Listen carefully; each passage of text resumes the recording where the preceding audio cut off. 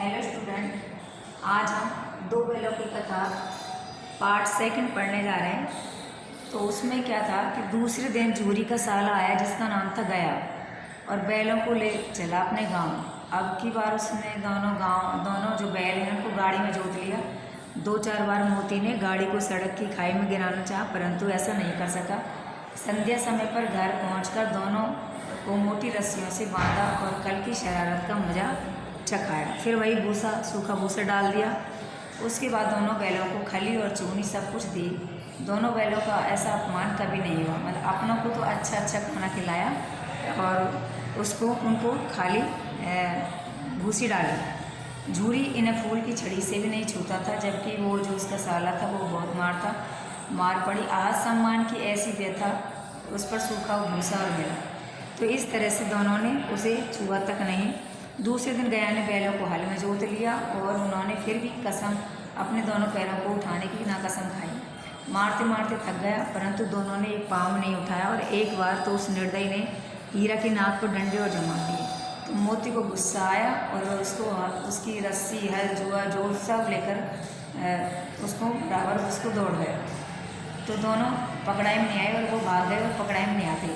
तो हीरा ने मुँह भाषा में कहा, भाई भागना तो बेकार है। मोती ने उत्तर दिया, तुम्हारी तो इसने जान ले ली, अब की बार मार पड़ेगी तो मैं भी इसे मजा चखाऊंगा। दो आदमियों के साथ है जो गया आया, दोनों के हाथों में लाठियां थी। मोती बोला, कहो तो मजा चिखा दूं।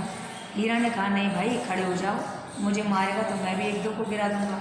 नहीं, हमारी जाति का ऐसा धर्म नहीं है। तो इस तरह से जो दोनों में बातचीत हुई। मोती दिल में ऐंठ करके रह गया और पहुंचे, दोनों को पकड़ कर ले गया। कुशल हुई उसने इस वक्त मारपीट नहीं की, नहीं तो मोती भी पलट पड़ता। उसके तेवर देखकर और समझ गए कि इस वक्त टाल जाना ही ठीक है। आज दोनों के सामने है जो वही सूखा भूसा डाला गया। दोनों चुपचाप खड़े रहे। घर के सब लोग भोजन करने लगे।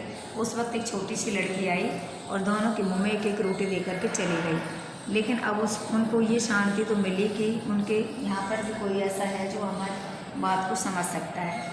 इन दोनों बैलों में से उसे एक प्रकार से लगाव हो गया। दोनों दिन भर जोते जाते, डंडे खाते हटते, शाम को थान पर बांध दिए जाते और रोटियां, जो बालिका थी वो रोटियां दे करके खिला जाती। इस प्रकार दोनों की आंखों में रोम जो है यह प्रसाद की ऐसी बरकत थी कि दोनों गाल सूखा भूसा खाकर भी कमज़ोर नहीं होते थे। अब एक दिन मोती ने मूक भाषा में कहा, अब तो भाई रहा नहीं जाता, हीरा क्या करें, क्या करना चाहती हो?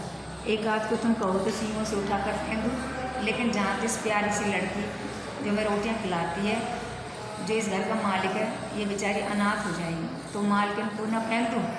तो वही लड़की को जो मारती है, लेकिन औरत की जात है, उस पर सींग चलाना बेकार है। तो ऐसे करते हैं कि तुड़ाकर भाग चले रस्सियों को। तो ऐसे में उसने स्वीकार कर लिया। लेकिन ये रस्सी टूटेगी कैसे? पहले तो रस्सी को थोड़ा सा चबा लेते हैं, फिर एक झटके से टूट जाएगी। रात को बालिका रोटियां लेकर के गई और दोनों चबाने लगे और इस तरह से द्वार खुला। लड़की निकली, दोनों उसका हाथ चाटने लगे। Thank you. और उसके बाद है बाद में हीरा ने कहा कि चलो सनात पर आफत आई, सब संडे करेंगे। तो इस तरह से दोनों उसको तोड़ करके और भागे। Thank you.